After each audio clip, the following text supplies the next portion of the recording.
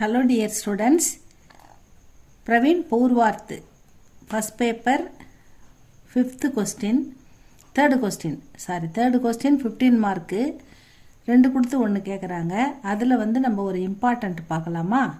தக்ஷின் கி கங்கா கோதாவரி, அதாவது நார்த்தில் ஒரு கோதாவரி பாயுது, ஒரு கங்கை பாயுது. நம்ம சவுத்தில் தெற்கில் ஒரு கங்கை பாயணுன்னா அது வந்து கோதாவரி தான் அப்படின்னு சொல்லியிருக்காரு இந்த ஆத்தர். அதுதான் தக்ஷனுடைய கங்கை வந்து இந்த கோதாவரி அப்படின்ற தலைப்பில் தான் இந்த பாடம் அமைஞ்சிருக்கு. லேக்கக் பரிச்சை. தக்ஷின் கி கங்கா கோதாவரி, தெற்கின் கங்கை நதி இந்த கோதாவரி அப்படின்ற பேரில். நாமக் லேக்குக்கே லேக்கக்குக, இந்த எழுத்தினுடைய இந்த கட்டுரையின் ஆசிரியர் காக்கா சாஹப் காலேல்கர். வே உச்ச கோட்டிக்கே விசாரக்கு தே, அவர் உயர்ந்த எழுத்துக்களின் உன்னதமான விஷயங்களை எழுதும் ஆசிரியர். உன்கி வியாக்கியா அபி, அவருடைய கருத்துக்கள் எல்லாமே படி தர்க்க சங்கத் ஹோத்திக, அதாவது தர்க்கம் செய்யக்கூடிய வகையில் இருக்கும். தர்க்கத்துக்கு பல பேர் வந்து அதை பற்றி ஆர்கியூ பண்ணுவாங்க, அதை பற்றி கொஸ்டின் கேட்பாங்க. அந்த மாதிரி இருக்கும் அவருடைய எண்ணங்கள், அவருடைய விளக்கம், அவருடைய கருத்துக்கள் வந்து பல பேர் வந்து தர்க்கம் பண்ணுற நிலைமையில் இருக்கும். உன்கி திருஷ்டி படி சூக்ஷ்ம் தி, அவர் ரொம்ப கூர்மையான பார்வை உள்ளவர். சிருஷ்டின்னா பார்வை இந்த இடத்துல, படி சூக்ஷ்ம்னா கூர்மையான சிந்தனை உள்ளவர். வே கை பாஷாயே ஜான்தே ஹுயே, அவருக்கு பல பாஷைகள் தெரிந்தாலும் ஜான்தே ஹுயே பி பிராயக, இருந்தாலும் அவர் ஹிந்தி அவர் குஜராத்தி மேஹி லிக்தே தே, இந்தியிலும் குஜராத்தியிலும் மட்டுமே எழுதினார் அப்படின்னு சொல்லியிருக்காங்க. லேக்கக்கா பரிச்சை, ஆசிரியரின் அறிமுகம். இங்கே வந்து லேக்கு பரிச்சை, ஆசிரியரின் அறிமுகம் பார்த்தோம் லேக்குக்கு. இங்கே வந்து லேக்கு அவருடைய அந்த கட்டுரையின் சுருக்கம், அதை பார்க்கலாம். காக்கா சாஹப் காலேல்கர் துவாரா லிக்கித் தக்ஷின் கி கங்கா கோதாவரி யாத்ரா விவரன்க, அதாவது கங்கையிலேருந்து அவர் வந்து கோதாவரி, அதாவது வடக்கில் அங்கே கங்கையிலேருந்து இங்கே தெற்கில் இருக்கிற கங்கை நதி மாதிரி இருக்கிற கோதாவரி வரைக்கும் அவர் பயணம் செய்த ஒரு பயண கட்டுரை, அந்த யாத்ராவுடைய விவரம் வந்து எழுதியிருக்காரு.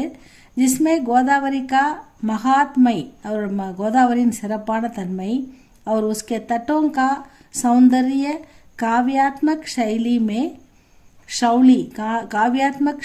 में चित्रित है. अதாவது இந்த கங்கை நதியை வந்து கோதாவரியை வந்து அவர் பார்த்து அதில் பயணம் செய்து அதனுடைய அழகையும் அதனுடைய சிறப்பையும் மகாத்மை அதனுடைய மகத்துவத்தையும், உஸ்கே தட்டம் அதனுடைய கரைப்பகுதி நதிக்கரை பகுதியின் சிறப்பையும், சௌந்தர்யன அழகையும், காவியாத்மக் கவிதை நயத்துடன் ஷவுலிமே சித்தரித்துள்ளார் அப்படின்னு சொல்லியிருக்காங்க. லேக்கு கா சாராம்ஷ், அதாவது இந்த கட்டுரையின் சுருக்கம். கோதாவரி கா உதகம் और பிரவாகு, கோதாவரி தோன்றிய வரலாறு பற்றி சொல்கிறாங்க. திரையம்பக்கு பாஸ், திரையம்பக்குன்ற இடத்துக்கு அருகில் பஹாடுக்கு மலைப்பகுதியில் ஏக் படி தீவார் மேசே, ஒரு பெரிய பாறை, தீவார் மாதிரி இருக்கிற உயரமான பாறையிலேருந்து கோதாவரிக்கா உதகம் ஹுவாக, கோதாவரி தோன்றுகிறது. கோதாவரி தோ கஜ கி காயிமே சே நிகழ்த்தி ஹ, 2 கஜ தூரத்திலிருந்து ஒரு பெரிய பள்ளத்திலிருந்து தோன்றுகிறது, வெளிவருகிறது. கோதாவரி தோ கஜனா 2 கஜ தூரம் உள்ள ஒரு பெரிய காயினா ஒரு குழி, ஒரு பெரிய பள்ளம், அதிலிருந்து அது நிகழ்த்தீக வெளிவருகிறது. பத்ரச்சலத்திலிருந்து ராஜமுந்திரி வரைக்கும் பிரவாகம் எடுத்து ஓடுகின்ற அந்த கோதாவரிக்கே காரணம், அது வரைக்கும் அது ஓடுறதால அந்த கோதாவரிக்கு வந்து ஒரு பக்கம் வந்து கௌதமி கோதாவரி அப்படின்னு சொல்கிறாங்க. தூசரி இன்னொரு பக்கம் வந்து வசிஷ்ட கோதாவரி அப்படின்னு சொல்கிறாங்க. அவர் பீச்சுமே நடுநடுவில் கொஞ்சம் த்வீப்னா சின்ன சின்ன மணல் தீவு திட்டுக்கள் இருக்கும், அதில் அது தீவு திட்டுக்கள் நடுநடுவில் இருக்கும். சமேத் கை பிரதேசக, அதாவது அங்கங்கே வந்து ஓடுற இந்த 2 இடத்துக்கு நடுவில் அங்கங்கே வந்து சில தீவு திட்டுக்கள் தென்படும். இதையெல்லாம் சுற்றி தான் அது வருது அப்படின்னு சொல்கிறாங்க. இன் பிரதேசமே இந்த தீவு திடல்களில் வேத கோஷ் கர்னேவாலே பிராமன் ரகத்தே ஆயேக, வேதம் படித்த பிராமணர்கள் அந்த இடத்துல தான் வந்து இருந்து வந்தார்கள் அப்படின்னு சொல்லப்படுதுன்னு சொல்லியிருக்காங்க. கிருஷ்ணா அவர் கோதாவரி, கிருஷ்ணாவும் கோதாவரியும். கிருஷ்ணா அவர் கோதாவரி इन दोनों नदियों ने तो विक्रमशाली महाप्रजाओं का போஷன் கியாக. இந்த 2 பெரிய நதிகள் இங்கே பாய்கின்றன. கிருஷ்ணா ஒன்று, கோதாவரி ஒன்று. இது ரெண்டுமே வந்து நல்லா அகன்று விரிந்த வற்றாத ஜீவன் நதிகள் அப்படின்னு சொல்கிறாங்க. மகாராஷ்டிரா और आंध्र दोनों प्रदेश इन नदियों के श्रेणी है. மகாராஷ்டிராவும் ஆந்திராவும் இந்த 2 நதிகளால் தான் வந்து சிறப்பாக இருக்குது அப்படின்னு சொல்கிறாங்க. மகாராஷ்டிரா ஒரு ஆந்திரா தோனோம் பிரதேஷ் ரெண்டு பெரிய மாநிலங்களும் வந்து நதியும் இந்த 2 நதிகளுக்கு, அதாவது 2 என்னது கிருஷ்ணா அண்டு கோதாவரி, இது 2த்துக்கும் வந்து ரெணின்னா கடன் பட்டுள்ளன. ஏன்னா அந்த நதிகள் இல்லைன்னா அவங்க இருக்க முடியாது. அந்த அளவுக்கு அந்த நதிகள் வந்து உயிரோட்டமாக அந்த மக்களை வாழ வைத்து கொண்டிருக்கிறது. அதனால் அந்த மக்கள் வந்து இந்த 2 ஸ்டேட்டும் வந்து அவங்களுக்கு இந்த நதிகளுக்கு கடன் பட்டுள்ளன அப்படின்னு எழுதியிருக்காரு. தக்ஷின் கே உன்னத் प्रदेश का तर करके उसे धन धान्य से समृद्ध करने की सूजी इन नदियों में है. அதாவது இந்த 2 பிரதேசத்துக்கும் தக்ஷின்கே உன்னத பிரதேசம், இது உன்னத பிரதேசமாக இருக்கிறதுக்கு காரணம் வந்து உசே தன்னா செல்வத்திலையும் தானியத்திலையும் செழிப்பாக இருக்கிறதுக்கு காரணம் இந்த நதிகள் தான். சம்ருத்த, அவங்க வந்து சிறப்பாக நல்லா தனக்கு தேவையான எல்லா உணவும் பெற்று சிறப்போடு அந்த மக்கள் வாழறதுக்கு சம்ருத்த கர்ணேக்கி சூஜி முக்கியமான காரணம் என் நதியோமே ஹே, இந்த நதியிலேருந்து தான் அவங்களுக்கு எல்லாமே கிடைக்குது. इन दोनों नदियों का उद्गम स्थान पश्चिमी समुद्र के नजदीक है. இந்த 2 நதிகளுமே इन दोनों नदियों का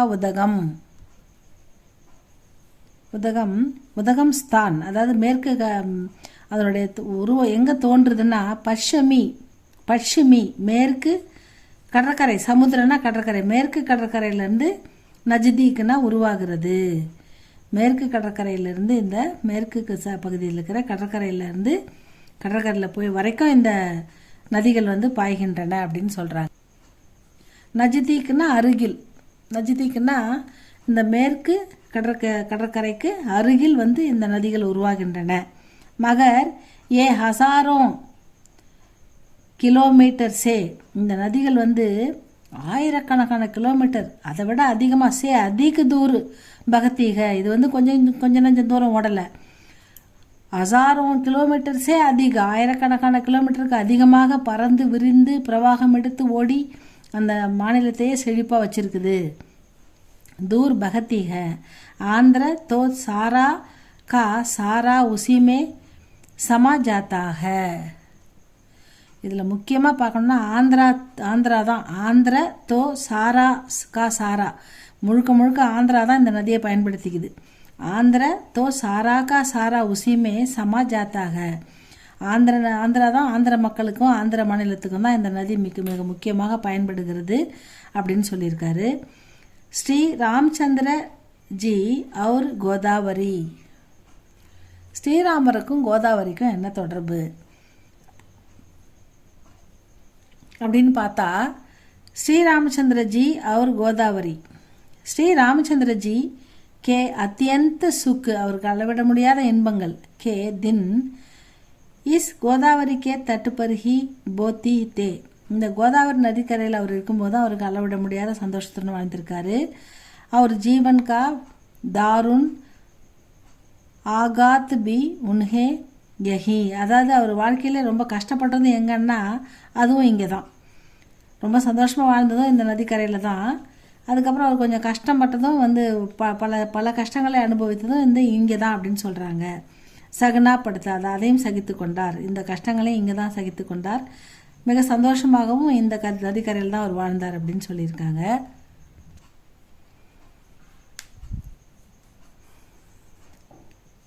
किंतु गोदावरी के किनारे सीता और लक्ष्मण के पास साथ இருந்தாலும் கோதாவரி நதிக்கரையில் சீதா அவர் லக்ஷ்மணனுடன் மனாயே அவர் கொண்டாடிய ஆனந்த கா அந்து ஹோனே அந்த ஆனந்தம் வந்து முடிவு பெற்று அந்து ஹோத்தேகி ராம் கா ஹிருதய் அவருடைய இதயம் ஏகதம் ஒரே நிமிஷத்தில் விதிர்ன ஹோகையா வெடித்து விட்டது, அவர் இதயம் அவர் இதயம் நொறுங்கியது அப்படின்னு சொல்கிறாரு.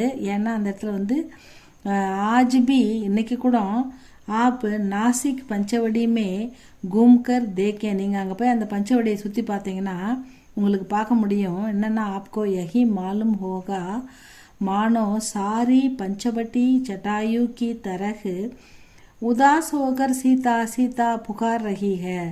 அங்கே சுற்றி திரியும் கழுகுகள் அந்த ஜடாயு வந்து சீதா சீதா அப்படின்னு புலம்பிக்கினே சுற்றி வருமா. அது புகார் பண்ணுற மாதிரியே கேட்குமா நமக்கு. அங்கே போய் நான் இன்றைக்கி போனாலும் கேட்கும்னு சொல்லி எழுதியிருக்காரு. மகாராஷ்டிரக்கே சாது சந்தோனே யதி அப்பனி மங்கள் வாணி ஃபைலாயி ந ஹோத்தி. அதாவது அங்கே இருக்கிற சாதுக்களும் வந்து ரொம்ப சோகமாக ரொம்ப வருத்தத்தோடு இருக்காங்க, ரொம்ப கவலையோடு இருக்காங்க. யகுஸ்தான் மானோ பயானக்கு உஜாடு பிரதேஷ் ஹோ கயா ஹோத்தா. இது மட்டும் அவங்க சொல்லலைன்னா அது வந்து ஒரு வெறுமையான ஒரு பாழடைந்த ஒரு மோசமான இடமா இருந்திருக்கும் அப்படின்னு சொல்கிறாங்க. லேக்கக் கா சங்கல்ப், லேக்கக் வந்து ஒரு உறுதிமொழி எடுக்கிறார். சங்கல்பம்னா உறுதிமொழி எடுத்தல். लेखक कहते हैं जैसे इस गोदावरी तट पर रामचंद्र ने दुष्ट रावण का नाश करने के लिए संकल्प लिया था. அதாவது லேக்கக் வந்து இங்கே வந்து லேக்கக் कहते हैं जैसे அவரை போல இஸ் கோதாவரி தட்டு பர் ராமச்சந்திரனே இந்த ராமச்சந்திரமூர்த்தி வந்து இந்த கோதாவரி நதிக்கரையில் துஷ்ட ராவன் கா நாஷ் கர்னே கேலியே துஷ்ட ராவணனை ஒழிப்பேன் அப்படின்னு சொல்லி சங்கல்பலியா ஒரு உறுதிமொழி எடுக்கிறாராம் ராமர். வயசே அதை போலவே மைபி நானும் சங்கல்ப லேத்தாகும் நானும் ஒரு உறுதிமொழி எடுக்கிறேன். அவர் கோதாவரி மாதா கி கிருபா ஹோகித்தோ இந்த கோதாவரி அன்னையின் தயவால கிருபையால இஸ் தேஷ்மே இந்த தேசத்தில் ராம் ராஜ்ய கி ஸ்தாபனா சுதந்திரமான ராஜ்யம் உருவாச்சுன்னா கர்கே புனக தேரே தர்ஷனார்த் அவசிய ஆவுங்கா. என் நாடு விடுதலை பெற்றவுடன் ராமராஜ்யத்தை போல சுதந்திரமானவுடன் நான் அவசியம் உன்னை வந்து இன்னொரு தடவை தரிசனம் கண்டிப்பாக பண்ணுவேன் அப்படின்னு சொல்லி இந்த ஆசிரியர் வந்து உறுதிமொழி இருக்கிறதா சொல்லியிருக்காரு.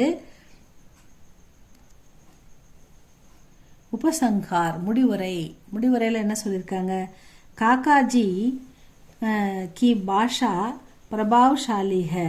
அவருடைய மொழி வந்து மிகவும் உணர்ச்சிபூர்வமாக எழுதியிருக்காரு. வே சச்சே தேஷ் பக்தத்தை அவர் ஒரு உண்மையான தேச பக்தர், உண்மையான தாய்நாட்டை நேசிப்பவர். இஸ்லியே நிபந்துக்கே அந்தமே இதனால்தான் அவர் நிபந்தோடைய அந்தில் கடைசியில் ஆஜாதி பானேக்கி ஆஷா வியக்த கர்த்தேக விடுதலை பெற வேண்டும் என்ற தன் உணர்வை விடுதலை வந்துவிடும் என்ற தன்னுடைய நம்பிக்கையை இதில் வெளிப்படுத்தி இருக்கிறார் அப்படின்னு சொல்கிறாங்க. இவரது உபசங்கார் முடிவுரையில் காக்காஜி கா பாஷா பிரபாவசாலிக அவருடைய மொழி வந்து மிகவும் எளிமையானது, உணர்ச்சி பூர்வமானது. சச்சே தேஷ் பக்தத்தை அவர் உண்மையான தேசபக்தர். இஸ்லியே நிபந்துக்கே அந்தமே அதனால் நிபந்தோடைய முடிவில் அவர் ஆஜாதி பானேக்கு விடுதலை பெற வேண்டும், நாம் விடுதலை பெறுவோம் என்ற உணர்வை நம்பிக்கையை வெளிப்படுத்தியிருக்கிறார் அப்படின்னு சொல்கிறாங்க. இதுதான் ஸ்டூடெண்ட்ஸ் கங்கா கோதாவரி தக்ஷின் கங்கா கோதாவரி. இதை படித்து எழுதுங்க. இதுக்கு உங்களுக்கு 15 மார்க் இருக்குது. லைக் பண்ணுங்கள், ஷேர் பண்ணுங்கள் ஸ்டூடெண்ட்ஸ், சப்ஸ்கிரைப் பண்ணுங்கள் ஸ்டூடெண்ட்ஸ். தேங்க்யூ ஃபார் வாட்சிங்.